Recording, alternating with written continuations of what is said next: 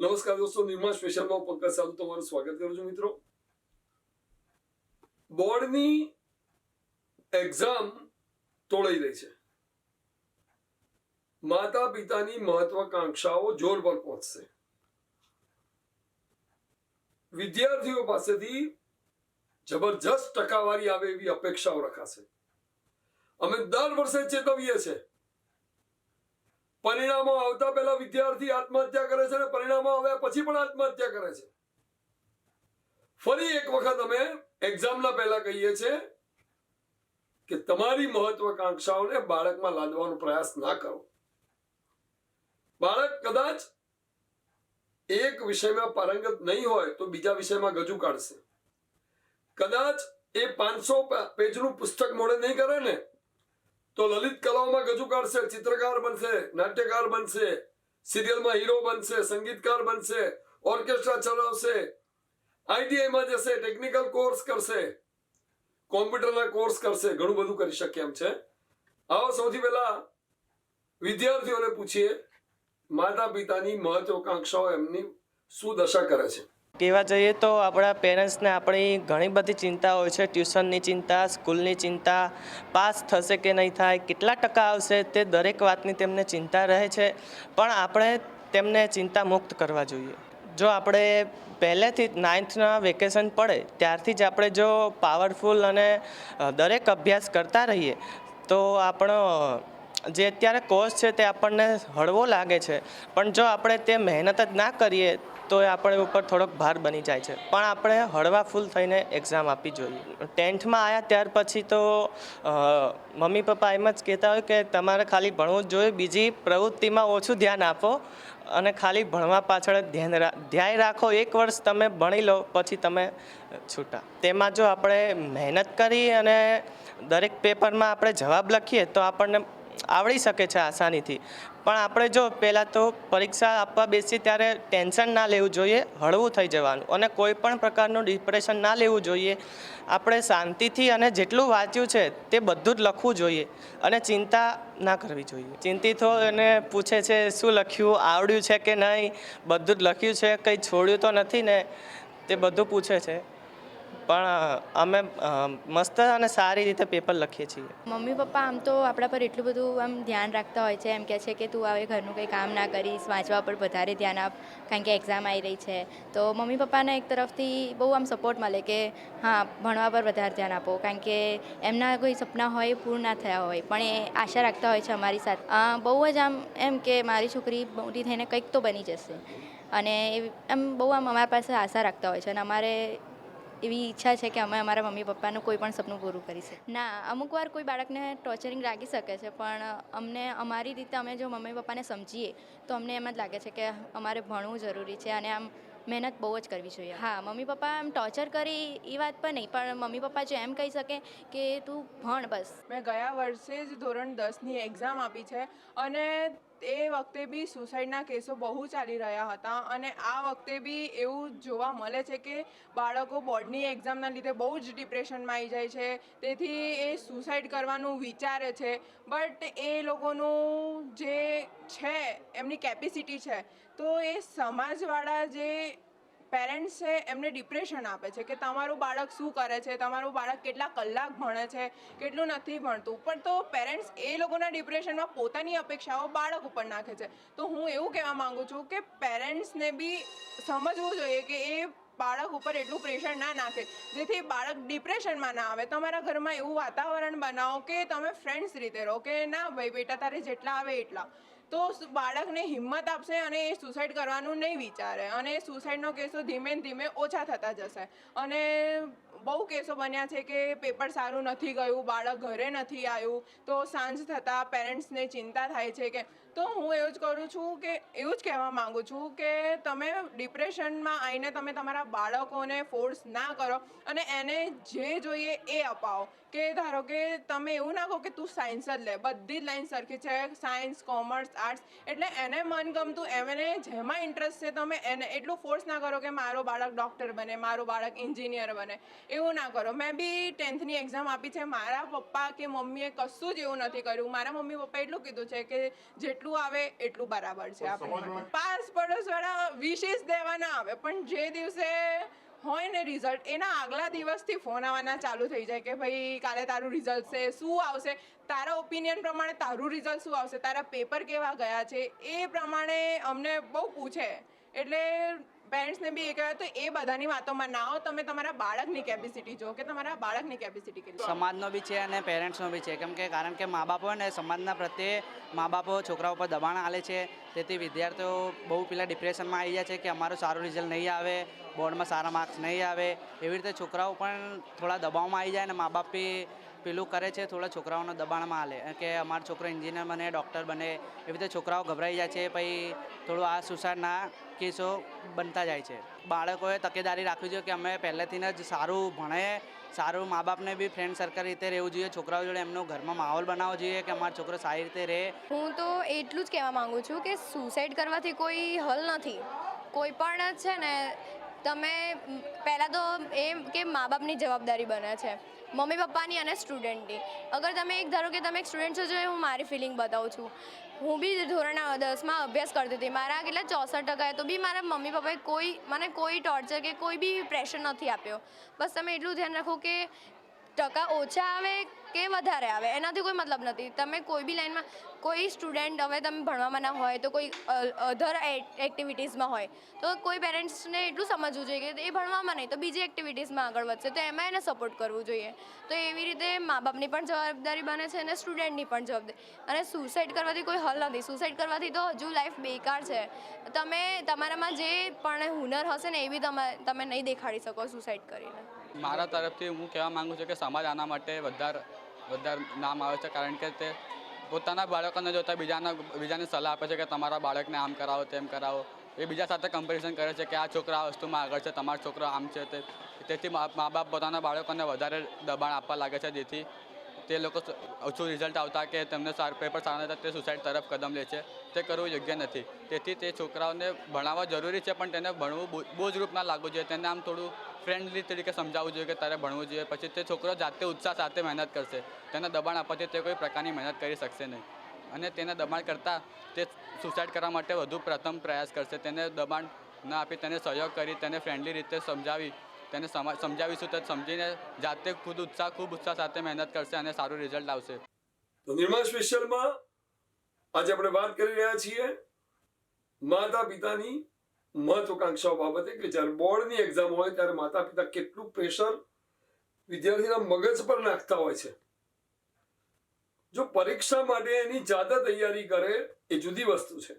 મને આ ટકા જોઈશે જ, મને આ ક્લાસ જોઈશે, મને રેન્ક આવો જોઈએ તારો, આ જે ભાર એની પર લદાય છે ને, એક વસ્તુ સમજો કે હજુ કહું છું કે 500 પેજનું પુસ્તક યાદ રાખી લેવું ગોખણપટ્ટીથી અને ટકા મેળવી લેવા, એ બહુ ઓછા લોકો પછી આગળ જઈને સફળ થાય છે. એ ખાલી ગોખણ વિદ્યા હોય. હકીકતમાં તો બાબત એ છે કે ખરેખર જેનામાં કુશળતા વધારે આવી હોય, ગણતર વધારે હોય, એ લોકો પછી આ જે પેલા ગોખણ વિદ્યાવાળા છે એમની ઉપર ઓર્ડર કરવાનું કામ કરતા હોય છે. હું એમ પ્રોત્સાહન નથી આપતો કે ન ભણવું જોઈએ, પણ હકીકત આ છે. આવો વાલીઓને પૂછીએ કે તમારું શું માનવું છે. પહેલાં તો હું એક વસ્તુ કહીશ કે આજકાલના પેરેન્ટ્સને એવું હોય છે કે મારા છોકરાને જે મેં નથી કર્યું એ મારો છોકરો કરે. પહેલું તો આ એમની ઉપર થોપી બેસાડવું એકદમ ખોટી વાત છે કે એવું નક્કી નથી કે સચિન તેંડુલકરનો છોકરો ક્રિકેટર જ બને એ એવું ફિક્સ જ હોય. ડૉક્ટરનો છોકરો ડૉક્ટર ના પણ બને, પણ આપણે એનામાં એબિલિટી આપણે આપણા બાળકને 15 વર્ષનું કર્યું તો આપણને એટલો તો ખ્યાલ હોય કે મારા બાળકમાં કઈ એબિલિટી છે. હા, ભણવું જરૂરી છે, શિક્ષણ જરૂરી છે, પણ આપણું બાળક કોન્સ્ટન્ટ 9મા ધોરણ સુધી 50-60% લાવતું, હવે તમે એના ઉપર એક જ વર્ષની અંદર એટલું પ્રેશર નાખી દો કે તું 80 to 85 લાય, તો એ એના માટે પણ ઇમ્પોસિબલ છે. ઘણા બાળકો નાસીપાસ થઈ જાય છે એટલા માટે કે પેરેન્ટ્સની ઓવર એક્સપેક્ટેશન હોય છે. એક વર્ષની અંદર તમે એને રોજ પ્રિપરેશન કરાવો તો બોર્ડની પરીક્ષાના 15 થી 20 દિવસની અંદર તમારે એના ઉપર પ્રેશર કરવાની જરૂર પડશે જ નહીં. તમારું બાળક શાળાએ જાય છે, ટ્યુશનમાં જાય છે, તમે એના ટાઈમિંગ સાચવો છો, પણ એની સાથે સાથે રોજ સાંજે તમે તમારા બાળકને લઈને બેસો કે બેટા તે આજ આખા દિવસની અંદર તું ભણ્યો કેટલું, એને આખા દિવસની અંદર ટીવી જોવાનો, એની ગમતી એક્ટિવિટી કરવાનો પણ ટાઈમ આપો. ઘણા પેરેન્ટ્સને એવી આદત હોય કે છોકરું 10મામાં છે તો કોઈનો પ્રસંગ છે તો હું ના જાઉં, મારા છોકરાને લઈને ઘરે બેસી રહો, તો એ પછી બાળક ઉપર ઓવર રિએક્શન આવશે. અને જ્યારે બાળકો પેપર આપ્યું, ના પેપર સારું ગયું, ઘરે નથી જતા, ને એક એવા પેરેન્ટ્સના બાળક નથી જતા કે પેરેન્ટ્સને એટલી એક્સપેક્ટેશન હોય છે કે મારું છોકરું 80% નહીં લાવે તો દુનિયામાં ક્યાંય ચાલશે નહીં. પણ એ ઓવર એક્સપેક્ટેશન છોડી તમારું બાળક આખું વર્ષ ભણ્યું છે, તમે એના પર ધ્યાન આપ્યું છે, એ ધ્યાન આપ્યા પછી તમારું બાળક જે પેપર લખીને આવ્યું છે એ આવ્યું જ છે, પણ પેપર લખીને આવ્યો પછી એને શાંતિથી પૂછો બેટા કેવું ગયું તારું પેપર, બાળક કે મમ્મી મારું આટલું રહી ગયું, છૂટી ગયું, તો નો પ્રોબ્લેમ, હવે છૂટી ગયું તો છૂટી ગયું, કાલના પેપરની તું તૈયારી કર, જે રિઝલ્ટ આવશે એ આપણે જોઈ લઈશું. આવું આશ્વાસન બાળકને ઘરે આવ્યા પછી તમે આપશો તો તમારું બાળક ક્યારેય નાસીપાસ થઈને તમારાથી છટકવાની કોશિશ નહીં કરે. અને પેરેન્ટ્સે 15 વર્ષના બાળક સાથે તો હું એવું માનું છું કે એકદમ એઝ અ ફ્રેન્ડલી બિહેવિયર રાખવું જોઈએ. જેમ ફ્રેન્ડ કહેતો હોય ને કે ચાલ આપણે 1 કલાક રમી લઈએ, તો આપણે કંઈક બેટા ચાલ તું 4 કલાક ભણ્યો છું, મસ્ત ભણ્યો છું, તો 1 કલાક તું તારે રમી લે, મારાથી તને છૂટ છે. તમે જે 7-7, 8-8 કલાક એને બેસાડી રાખવાનું જે કેપેસિટી મીન્સ કે એની ઓવર કેપેસિટી થઈ જાય એ બાળકની, નો ડાઉટ મહેનત કરાવવો એ જરૂરી છે, પણ આપણે એની પાછળ મહેનત કરીએ છીએ તો આપણે એવું ન રાખવું જોઈએ કે હું એની પાછળ મહેનત કરું છું તે મને આટલું આઉટપુટ આપવો જ જોઈએ. પેરેન્ટ્સ એટલે હું એક મા તરીકે તમને આજે કહું છું કે તમારું બાળક જ્યારે 9માથી લઈને 10મામાં આવે છે ત્યારથી પેરેન્ટ્સ એને હાઈપર કરી દે છે. કહેવાનો મતલબ એટલું છે કે મારું ખુદનું બાળક આજે 10મા ધોરણમાં છે તો એ બિલિવેશન મને અત્યારે થાય છે, પણ હું એના પર એવું રિએક્ટ નથી કરતી, કારણ કે બાળક બહુ સેન્સિટિવ હોય છે. બધા બાળકો સેમ નથી હોતા. મારું બાળક જે છે એ બહુ સેન્સિટિવ છે, અને વારાઘડી હું કંઈ બી કહું તો એકદમ એ ડિપ્રેશનમાં આવી જાય છે. એટલે આપણે મારા બાળકને લઈને બી હું એ જ વાત કરું છું, અને બધા બાળકોને લક્ષીને બી હું એ જ કહેવા માગું છું કે બાળકને 10મું ધોરણની અંદર તમે એને બહુ ડિપ્રેશનમાં ના મૂકો, એને એક ફ્રેન્ડલી બિહેવ આપો, પ્લસ તમે એનું એક ટાઈમ ટેબલ બનાવો, એક ગોઠવણ બનાવી દો કે બેટા આજે તું સવારમાં, આપણે સવારથી ઉઠીએ તો ત્યારથી પહેલાં એને આપણે ઉઠાડીએ કે ભાઈ ચલો હું મારી બેબીને સવારે વહેલા ઉઠાડું છું, 4 વાગે ઉઠાડું છું વાંચવા માટે, તો સવારમાં હું એને ગણિતનો વિષય આપું છું. એ ગોઠવણ એવી રીતે મેં બનાવી છે કે જેથી એ પોતાના બધાના પદ્ધતિસર વિષયો જે છે એના મેનેજ કરી શકે. પ્લસ આપણે અત્યારે વાત કરીએ કે ભાઈ ટ્યુશન્સ ક્લાસીસની અંદર પણ આપણે બાળકોને મોકલતા હોય છે, કારણ કે મા બાપ પૂરતો સમય નથી આપતા એટલા માટે. તો આની અંદર મા બાપે પણ પૂરતો સમય આપણે આપવો જોઈએ, અને મા બાપને પોતાને એવું એક એટમોસ્ફિયર બનાવવું પડે છે ઘરની અંદર કે મારું બાળક 10મા ધોરણમાં છે, નથી એને બહુ પ્રેશરાઇઝ કરવાનો આપણે, પણ આપણે એને સમજાવી અને ગોઠવણપૂર્વક એને 10માની પરીક્ષાની અંદર એવી રીતે રેડી કરવાનો કે એ પોતે એકદમ ફ્રીલી માઇન્ડ સાથે એક્ઝામ આપે. અને જેવી રીતે આપણે વાત કરીએ છીએ કે બહુ ડિપ્રેશનમાં મૂકી દઈએ તો આપણું બાળક સુસાઇડ કરવાની કોશિશ કરે છે કે પછી કે મરી જવાની કોશિશ કરે છે, તો આપણે એને એવી રીતે સાચવીએ, અને આપણું બાળક છે ને આપણને જ આપણા સોલ્યુશન કહેવું જોઈએ. એ એમના ફ્રેન્ડ્સને બધાને કહે છે, અને ફ્રેન્ડ્સ આજકાલ એવા સજેશનો આપતા હોય છે કે જેથી આપણું બાળક આ પગલું ઉઠાવતું હોય છે. તો આપણે એ બધું જ ધ્યાનમાં રાખવું જોઈએ, અને આપણા બાળકને એ બધાથી રોકી અને ગોઠવણપૂર્વક આપણે સમજાવી અને એ રીતે એને એક્ઝામમાં પણ એ રીતના રેડી કરવું જોઈએ કે પોતે એકદમ ફ્રીલી માઇન્ડ દ્વારા અને પોતે એનું રિઝલ્ટ આવી જાય તો પણ આપણે એને સાંત્વના આપી અને એને સમજાવવું જોઈએ કે બેટા હવે જે થયું એ તે, પણ હવેથી આપણે એને સારી શરૂઆત આપવી જોઈએ કે જેથી આપણું બાળક સુસાઇડ ના કરે કે પછી કોઈ મરી જવાના પ્રયત્નો ના કરે. એટલે હું મારા બાળકને, મારી બેબીને પણ હું એ જ સમજાવું છું, એવી રીતે હું બધા બાળકોને પણ એ જ સૂચના આપું છું કે આવી રીતે બાળકને ડિપ્રેશનમાં નહીં પણ એક ગોઠવણપૂર્વક કાર્ય કરવું જોઈએ. પેરેન્ટ્સે લગભગ હવે તો આ તો જો અડધું તો શું ઇટ્સ ડિપેન્ડ અપોન લક, એના જેવું છે. હવે બીજાનો છોકરો આઈએસ બને એટલે મારો છોકરો આઈએસ બને એવું શક્ય નથી. પણ અત્યારે લોકો શું દેખાદેખીમાં જે છોકરાઓ ફ્રસ્ટ્રેશનમાં આવી જાય છે, અને હિસાબે ઘણા લોકો સુસાઇડના કેસ બનતા હોય છે. એટલે એ લોકોની ઉપર બિનજરૂરી બર્ડન લાદવાની કોઈ જરૂર નથી, એમને ફ્રીલી એમની રીતે ભણવા જ દેવા. એવા પેરેન્ટ્સોના છોકરા બહુ આગળ નથી વધી શકતા, કારણ કે રિસ્પોન્સિબિલિટી છોકરા ઉપર હોવી જોઈએ. હવે બધું જ પેરેન્ટ્સ કરશે તો પછી છોકરા શું કરશે? પેરેન્ટ્સને આજની અપડેટ તરીકે છે, પેરેન્ટ્સને એટલું કે જેવું છોકરાને ગમતું હોય ને એવું કરવા દેવું જોઈએ, એના પર કોઈ ઇમ્પ્રેશન ના આવવું જોઈએ. છોકરાને પ્રગતિમાં એને સપોર્ટ કરવો જોઈએ કે એને જે ફાવતું એ કરવા દેવું જોઈએ. કાચો હોય તો એને જે સબ્જેક્ટમાં એને ઓલરેડી એને એમ લાગે કે મને આ ફાવે છે તો કોઈ ટેન્શન વગર એને કે ભાઈ પ્રોત્સાહિત આપવું જોઈએ કે તું કર, તારી પાછળ જો. એ રિઝલ્ટના તો અત્યારે કંઈ કહેવા જેવું ને. અમારા ઘરમાં હાલમાં મારી ઘરની પરિસ્થિતિ એવી છે, અમે લોકોની સામે જોયું ને અમારા છોકરા સામે જોયું છે.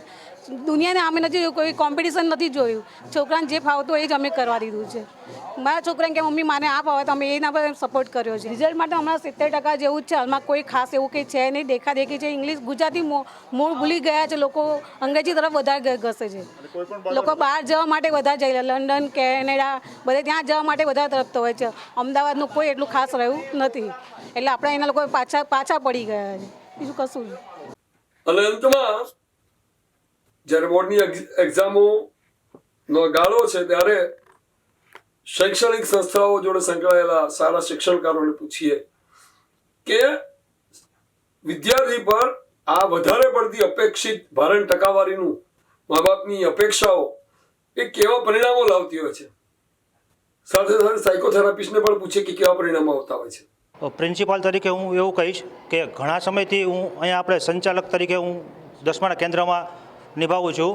તો ઘણા બધા વાલીઓ એવા હોય છે જે બાળકને છેક ગેટ સુધી વર્ગખંડ સુધી મૂકવા માટે આવે છે. ખરેખર આવું ન હોવું જોઈએ. આના કારણે બાળક એકલું નહીં ટેવાય, એને તમે છૂટો મૂકો, એને જાતે ખીલવા દો. એ જેટલો ફ્રેશ રહે છે એટલી પરીક્ષા સારી આપી શકશે. એટલે હું પ્રિન્સિપાલ તરીકે દરેક વાલીને એ સંદેશ આપવા માગું છું કે પહેલાંના સમયમાં તમે જુઓ કે વિદ્યાર્થી જાતે સ્કૂલે જતો, જાતે ઘરે પાછો આવતો, એના માતા પિતાને ખબર નહોતી કે બાળકની પરીક્ષા ક્યારે છે, એના કયા વિષય આવે છે, એને હોમવર્ક કર્યું છે કે નથી કર્યું. તેમ છતાં આજે એ જ વિદ્યાર્થી કઈ કક્ષાએ પહોંચ્યા છે તમે જોઈ શકો છો. વિદ્યાર્થીમાં કઈ આવડત રહેલી છે એ આપણે જોઈએ. જેટલું વિદ્યાર્થીનું માઇન્ડ ફ્રેશ હશે એટલું એક્ઝામ સારી આપી શકશે. पहले का एक समय हुआ करता था जब माँ बाप खाली एक पढ़ाने के इंटेंशन से बच्चे को पढ़ाया करते थे और बच्चे उसी लगन से पढ़ते थे और अच्छी पोस्ट पे जाते थे. लेकिन समय बीतने के साथ ही आज वालियों के अंदर एक जागरूकता आई, लेकिन जागरूकता के साथ साथ में उनके जो इरादे हैं, जो इंटेंशंस हैं, उनको बच्चों को लेकर के, उनके भविष्य को लेकर के वो भी बढ़ते चले गए. पहले लोग अपने बच्चों को पढ़ाया करते थे, लेकिन पढ़ाने के इंटेंशन के साथ में बच्चा जो करेगा वो एक्सेप्टेबल था. लेकिन अभी के समय में एक पेरेंट्स की भी डिमांड बढ़ती चली जा रही है कि मैं मेरे बच्चे को डॉक्टर बनाऊंगा, मैं मेरे बच्चे को इंजीनियर बनाऊंगा, मैं मेरे बच्चे को पढ़ा लिखा करके ये बनाऊंगा. लेकिन शायद वह कैपेबिलिटी अगर बच्चों के अंदर नहीं होती है तो बच्चे कहीं ना कहीं उस एजुकेशन, उस शिक्षा से तिरस्कृत, मतलब बाहरी वे की तरफ चले जाते हैं, तिरस्कृत होने लगते हैं. लेकिन वालियों की चीज़ समझ में नहीं आती है. मैं आपके चैनल के माध्यम से बताना चाहता हूं कि बच्चे के ऊपर भी एक जो प्रेशर होता है, एक लिमिटेशन तक प्रेशर उनके ऊपर किया जा सकता है. लेकिन एक लिमिट के बाहर अगर उनके ऊपर जब प्रेशर आता है तो वह कहीं ना कहीं बच्चे या तो डिस्टर्ब हो जाते हैं, या तो साइकोलॉजिकल शिफ्ट के शिकार हो जाते हैं, या तो कहीं ना कहीं आज बहुत सारे केसेस हो रहे हैं. आज आप देख रहे होंगे, चैनल में भी आते हैं, टीवी में, मीडिया में, समाचार पत्रों में सुनने को मिलते हैं कि इस बच्चे ने, 10वीं के बच्चे ने आत्महत्या कर लिया, कॉलेज के बच्चे ने आज कॉलेज में आत्महत्या कर लिया, आज इससे हो गए. तो कहने मतलब एक क्रेज बहुत तेज़ी से बढ़ते जा रहा है. क्यों? क्योंकि वालियों की, पेरेंट्स की जो डिमांड है वह कहीं ना कहीं तेज़ी से बच्चों के प्रति बढ़ती चली जा रही है. और शायद बच्चों के अंदर से वो आउटपुट नहीं मिल पाने की वजह से बच्चे कहीं ना कहीं आज बहुत ही साइकोलॉजिकल इफेक्ट, साइकोलॉजी बीमारी के आज बीमार होते चले जा रहे हैं और त्वरित निर्णय लेते चले जा रहे हैं. और शायद न शायद कहीं ना कहीं जो मोबाइल इफेक्ट है वो बच्चों के ऊपर भी उसका असर होते जा रहा है. तो एजुकेशन सिस्टम जो बिगड़ा हुआ है आज बच्चों को लेकर के, बच्चों की पढ़ाई के ऊपर, वह कहीं ना कहीं मोबाइल बहुत जवाबदार है. मोबाइल के साथ साथ में वालियों का प्रेशर और इसके बाद में माँ बाप की डिमांड और सामाजिक एक भीति होती कि समाज में हमारे बच्चे को आगे बढ़ाना, इस तरह से करना, वो न कहीं कहीं डिसबैलेंस होते चला जा रहा है, जिसका इफेक्ट कहीं नहीं बच्चों के सोशल, सामाजिक, मानसिक स्तर पे पड़ते जा रहा है. और इसके कारण बच्चे आज जो है वो अपना डिसीजन बहुत ही मतलब जल्दबाजी में लेते हैं और क्या करना है कुछ उन्हें दिखता नहीं है. एक ही रास्ता अपना लेते हैं कि अब तो हमें जीना नहीं है. એકચ્યુઅલી મારું માનવું એવું છે કે પહેલેથી જો આપણે બાળકને ફોર્સ કરશું ને કે ના તારે આવું કરવાનું જ છે, આટલા પર્સન્ટેજ લાવવાના જ છે, આવી રીતે કરવાનું જ છે, તો એ રોંગ છે. ઘણી વખત કાઉન્સલર જોડે લઈ જતા હોય છે કે ના મારા બાળકને આનામાં તમે હેલ્પ કરજો, 10મા પછી શું કર. એ કરવા બદલ તમે બાળકને પહેલેથી નર્સરીથી લઈને જો 10th સ્ટાન્ડર્ડ સુધી પ્રોપર એની શિડ્યુલ બનાવો. એ બાળક કેવું છે, એક મગજથી છે ને એનું મગજ નાનું હોય છે, ધીરે ધીરે વિકસિત થાય છે. બરાબર, તમે એનો શિડ્યુલ બનાવો, સમજાવો બેટા મોર્નિંગમાં આટલા ટાઈમ તારે રમવું જોઈએ, આટલા ટાઈમ તારે વાંચવું જોઈએ, આટલા ટાઈમ તારે તારા માટે પોતાનો સમય આપવો જોઈએ. પ્લસ અત્યારનો જનરેશન કેવી છે, ફોર્સફુલી નહીં. ઘણા પેરેન્ટ્સ કેવા હોય છે, ફોર્સ કરતા હોય છે કે બેટા આટલું તારે કરવાનું છે, હા આટલા પર્સન્ટેજ તારે જોઈશે જ, પણ આપણે એવું નથી કરવું. એક ટીચર્સ તરીકે મેં આખું વર્ષ જોયું છે કે જ્યારે બાળક પહેલા જ ક્લાસમાં હોય છે, પહેલા જ દિવસથી એના પર અભ્યાસનું ભારણ પેરેન્ટ્સ દ્વારા બહુ થતું હોય છે. બાળક સ્કૂલમાં ભણતો હોય, ટ્યુશન ક્લાસમાં ભણતો હોય, તો એને ઘણી બધી વખતે માનસિક યાતનાઓનો બી જાણે ભોગ બનતો હોય, કારણ કે અત્યારે કોમ્પિટિશન એટલી બધી થઈ ગઈ છે. એટલે હંમેશા પેરેન્ટ્સ તરફથી એવો આગ્રહ હોય છે કે મારું બાળક હંમેશા આગળ હોય, પણ ક્યાંક ને ક્યાંક પેરેન્ટ્સે બાળકની જે મનોવિજ્ઞાનની દ્રષ્ટિએ જોઈએ તો એમની માનસિક હાલત પણ બાળકોની ચેક કરવી જોઈએ. કારણ કે એવું તો છે નહીં કે 10મું અને 12મું પછી કોઈ તક એમને મળવાની નથી. ઘણી બધી તકો છે. જો પહેલેથી જ બાળકને સમજાવવામાં આવે, પહેલેથી જ એમનાથી જોડે જો સારામાં સારું વર્તન એમના તરફથી હોય, કોઈ વધારે પડતી એક્સપેક્ટેશન ના હોય, અપેક્ષા ના હોય, તો ચોક્કસ કોઈ પણ દબાવ વગર એ બાળક સારામાં સારું રિઝલ્ટ લાવી શકશે એવું મારું માનવું છે. બીજું એ કે હું એવું કહેવા માગું છું કે નાનું બાળક હોય ત્યારથી જ એ લોકોને બેગનો થોથો આપી દેવામાં આવે છે, પણ એ બેગના થોથા કરતાં તમે ભાર વિનાનું ભણતર રાખો ને તો એ વધારે બેટર છે. મારું કહેવું એમ છે. બીજું એ કે છોકરાઓને છેલ્લા લાસ્ટ 3 મહિના રહે, 2 મહિના રહે, તો એ લોકોને પ્રેશરાઇઝ વધારે કરવામાં આવે કે તમે વાંચો, ટ્યુશન જાઓ, સ્કૂલ જાઓ, પ્રેક્ટિસ કરો, પણ એ લોકોને પહેલેથી જ ટાઈમ ટેબલ શિડ્યુલ નક્કી કરી દેવામાં આવે કે આ તમારે મહિનામાં આ મોઢે કરવાનું છે, આ પ્રિપેર કરવાનું છે, તો છોકરાઓને છેલ્લે પુનરાવર્તન કરવાનું જ રહેશે. પછી એ લોકોને લાસ્ટમાં ટેન્શન નહીં આવે, ટેન્શન મુક્ત થઈ જશે. ચોક્કસ તો એ કહીશ કે હું ધોરણ 10ની જ ક્લાસ ટીચર છું. પહેલાં તો પહેલેથી જ કેવી રીતે તૈયારી કરવી એ હું બાળકને સમજાવું છું કે 100 માર્ક્સનું પેપર છે તો આપણે કેવી રીતે માર્ક્સ મેળવવાના છે.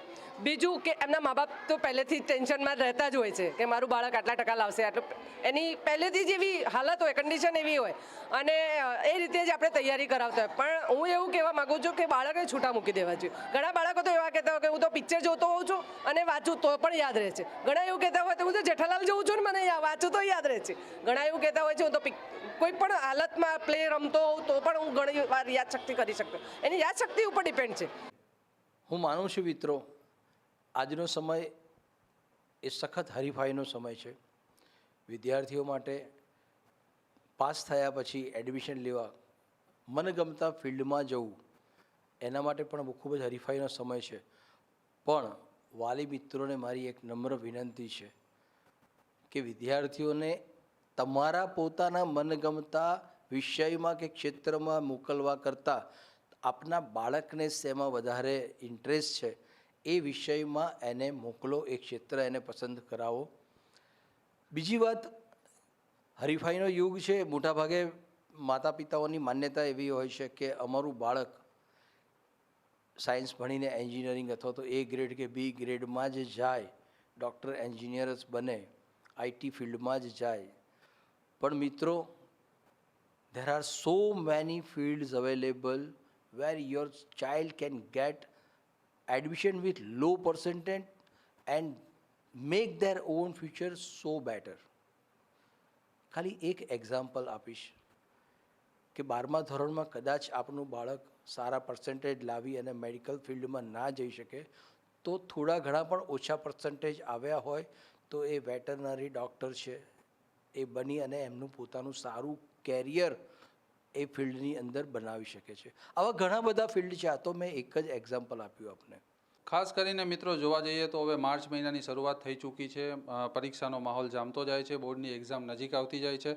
આવી પરિસ્થિતિમાં બાળકો, બોર્ડની એક્ઝામ આપનાર બાળકોના માનસિક સ્વાસ્થ્ય ઉપર કેવી અસર થાય છે એના વિશે આજે આપણે વાત કરવાના છીએ. ખાસ કરીને ભાર વિનાનો ભણતરની વાત આજે થઈ રહી છે, તો આ વાક્ય છે એ બોલવા ખાતર રહ્યું છે. આજે દરેક બાળકનું ભણતર છે એ ભારરૂપી બન્યું છે, અને એનું ખાસ મુખ્ય કારણ જોવા જઈએ તો આપણે જોઈએ તો આજે માતા પિતાની બાળકો માટેની રિઝલ્ટ માટેની ખૂબ મોટી અપેક્ષાઓ હોય છે. અને ખાસ કરીને જોવા જઈએ ત્યારે કોમ્પિટિશનનો જમાનો બન્યો છે, દેખાદેખીનો જમાનો બન્યો છે. આજે ભણતર છે એ ટાર્ગેટેડ બન્યું છે, આજે રિઝલ્ટ ટાર્ગેટેડ બન્યું છે ભણતર.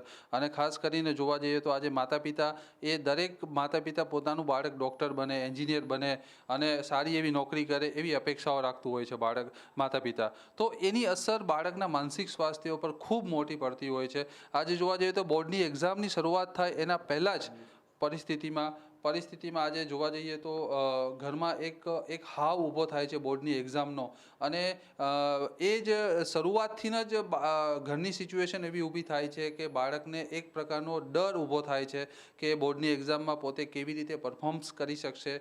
અને એ વર્ષ દરમિયાન કોઈ પણ સામાજિક પ્રસંગમાં જવા દેવામાં આવતું નથી બાળકને, કોઈ પણ જગ્યાએ પિકનિકમાં જવા દેવામાં નથી આવતું, કોઈ સાથે મળવા દેવાનું નથી આવતું. અને આ એક પ્રકારની સિચ્યુએશનમાં બાળક કન્ફ્યુઝ થાય છે કે એને કરવું તો શું કરવું. અને ખાસ કરીને આ ઉંમરમાં એક ટીનેજમાંથી બાળક પસાર થઈ રહ્યું છે કે જેનામાં ડિસિઝન પાવર ખૂબ ઓછો હોય છે. તો બાળક કન્ફ્યુઝ થાય છે કે હવે મારે જો હું રિઝલ્ટ નહીં લાવું બરાબર તો મારા માતા પિતાનું નામ ખરાબ થશે, સમાજમાં માતા પિતાનું નામ ખરાબ થશે, કે જેનાથી મારે પણ સાંભળવાનું થશે અને માતા પિતાને પણ સાંભળવાનું થશે. તો આ સિચ્યુએશનમાં બાળક એક ડરનો અનુભવ કરે છે, એક એન્ઝાયટીનો અનુભવ કરે છે, અને આખું વર્ષ દરમિયાન એ સ્ટ્રેસનો અનુભવ કરે છે, કે જેથી કરીને એનું અસર એ એના બોર્ડની એક્ઝામના રિઝલ્ટ ઉપર આવે છે. અને બાળક આખા વર્ષ દરમિયાન અપસેટ રૂપી પોતે ભણતર ભણે છે, અને ખૂબ મોટા ટ્યુશનની ફીસ હોય, ખૂબ મોટી સ્કૂલોની ફી હોય, કે જેનું દબાણ હંમેશા બાળકને રહેતું હોય છે. અને ઘરની પરિસ્થિતિમાં જોવા જઈએ તો વારંવાર બાળકને બોર્ડની એક્ઝામ છે, પરફોર્મન્સ સારું કરવાનું છે, બોર્ડની એક્ઝામ છે, પરફોર્મન્સ સારું આપવાનું છે, રિઝલ્ટ સારું લાવવાનું છે, બાજુવાળા બાળકનું રિઝલ્ટ આટલું આવશે, આપણે આટલું રિઝલ્ટ લાવવાનું છે. આ બધા વાક્ય બાળકના મગજમાં ટોર્ચર રૂપી એને સેવ થતા હોય છે, કે જેની અસર બાળકની માનસિકતા ઉપર થતી જોવા મળે છે. આજે તમે જોવા જવો તો આજે આપણને બધાને જ ખબર છે એમ કે આજે માતા પિતા જ્યારે બાળક પાસે ખૂબ મોટી અપેક્ષાઓ રાખે છે રિઝલ્ટની, ત્યારે રિઝલ્ટના દિવસે જ્યારે બાળક રિઝલ્ટ લેવા જાય છે અને જો ઓછું રિઝલ્ટ આવે છે તો બાળક સુસાઇડ સુધી પણ પહોંચી શકે છે. આપણને બધાને જ ખબર છે, આવા કેસીસ બહુ પેપરમાં આવે છે. તો એનું મુખ્ય કારણ જોવા જઈએ તો માતા પિતાની ખૂબ મોટી અપેક્ષા છે, કે આજે માતા પિતાએ વિચાર્યું હોય કે બાળકના 90 થી 95% આવે, પણ બાળક 60 અને 65% આવે તો બાળક વિચારે છે કે ઘરે જઈને માતા પિતાનું સાંભળવું એના કરતાં બેટર છે કે પોતે સુસાઇડના રસ્તે જતું રહે. તો આ પણ એક સિનારીઓ આજે ખૂબ ચિંતાનો વિષય બન્યો છે. માતા પિતાને હું ખાસ સલાહ આપું એઝ અ સાયકોલોજીસ્ટ તરીકે કે આવી સિચ્યુએશનમાં બાળકને હેલ્પ કરવાની છે. બાળકની ક્ષમતા કરતાં જો વધારે પ્રમાણમાં એની પાસે અપેક્ષા રાખવામાં આવશે તો બાળક પરફોર્મન્સ નહીં કરી શકે, બાળક કન્ફ્યુઝ થશે, અને કન્ફ્યુઝ થવાનું એનું રિઝલ્ટ, એના અપસેટનું રિઝલ્ટ એ ડેફિનેટલી એના રિઝલ્ટ ઉપર આવશે. તો નિર્માણ સ્પેશિયલમાં આ હતી વાત બોર્ડની એક્ઝામોમાં માતા પિતાની વધી જતી અપેક્ષાઓની. ફરી મળીશું આવતા સપ્તાહે. ત્યાં સુધી મને પંકજ સાધુને રજા આપશો. આવજો.